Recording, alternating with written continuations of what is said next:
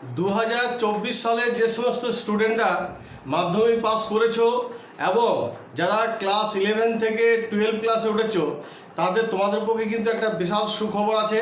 সেটা হচ্ছে যে ট্যাবের টাকা তোমরা কবে পাবে এবং কত করে পাবে সেই নিয়ে কিন্তু আমি আজকের ভিডিওতে বলতে চলেছি। সুতরাং তোমরা ভিডিওটি দেখো।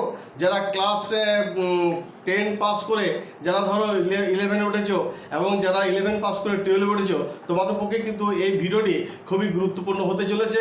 ভিডিওটি ভালো লাগলে অবশ্যই একটা লাইক এবং সাবস্ক্রাইব করে দিও, আর পাশে থাকা বেল আইকনটিকে প্রেস করতে একেবারেই ভুলো না। দেখো, যারা ক্লাস 11 থেকে যারা 12-এ উঠলে তোমাদের কিন্তু ট্যাবের টাকা কিন্তু এই জুন মাসের মধ্যেই কিন্তু দেওয়া হবে। তো এটা হচ্ছে তরুণের স্বপ্ন প্রকল্প। তোমরা জানো 10,000 করে কিন্তু টাকা পাবে এই ট্যাব কেনার জন্য বা মোবাইল কেনার জন্য। তো তোমাদের কোনো চিন্তার কোনো কারণ নেই, তোমাদের কিন্তু এই জুন মাসের মধ্যেই তোমরা কিন্তু পেয়ে যাবে। যদি হার্ডলি যদি জুন মাসের মধ্যে যদি না পাও, তাহলে কিন্তু জুলাই মাসের 15 তারিখের মধ্যে কিন্তু অবশ্যই তোমরা কিন্তু পেয়ে যাবে। প্রত্যেকেই কিন্তু 10,000 করে টাকা পাবে, হ্যাঁ, সে বিষয়ে কোনো সন্দেহ নেই।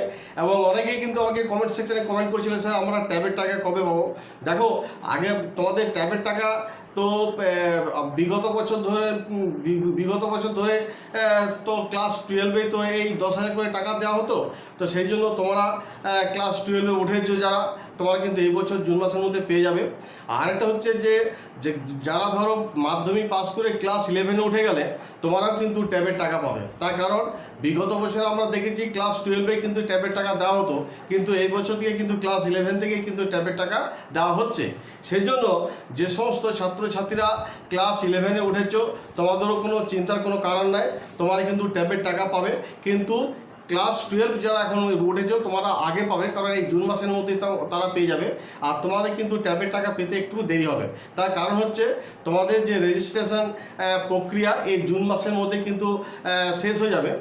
মানে ক্লাস যারা 11-এ পড়ছো তোমাদের কিন্তু রেজিস্ট্রেশন প্রক্রিয়া কিন্তু এই জুন মাসের মধ্যে শেষ হয়ে যাবে।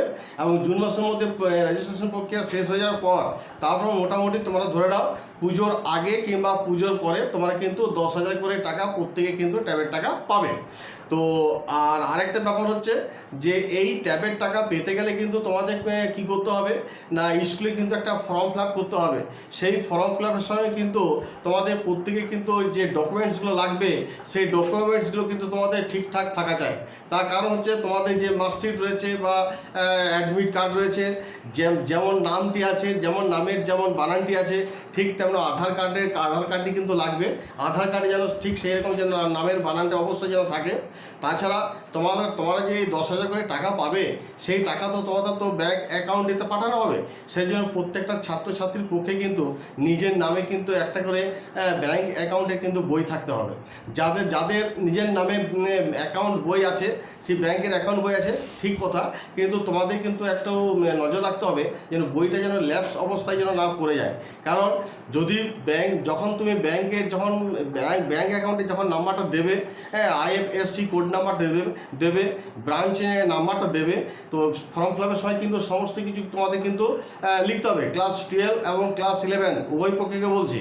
সেই জন্য প্রত্যেকেই কিন্তু একটা করে ব্যাংক অ্যাকাউন্টের বই করে নেবে। আর বইটা দেখতে হবে যেন সচল অবস্থায় থাকে, হ্যাঁ, সেই বইটার মধ্যে যেন তোমাদের লেনদেন অবস্থায় থাকে, অ্যাক্টিভ অবস্থায় আছে, এবং বইটার মধ্যে যেন সেই ব্যাংক অ্যাকাউন্ট বইটার মধ্যে যেন KYC দেওয়া আছে। এগুলো কিন্তু তোমাদের কিন্তু সব খেয়াল করতে হবে।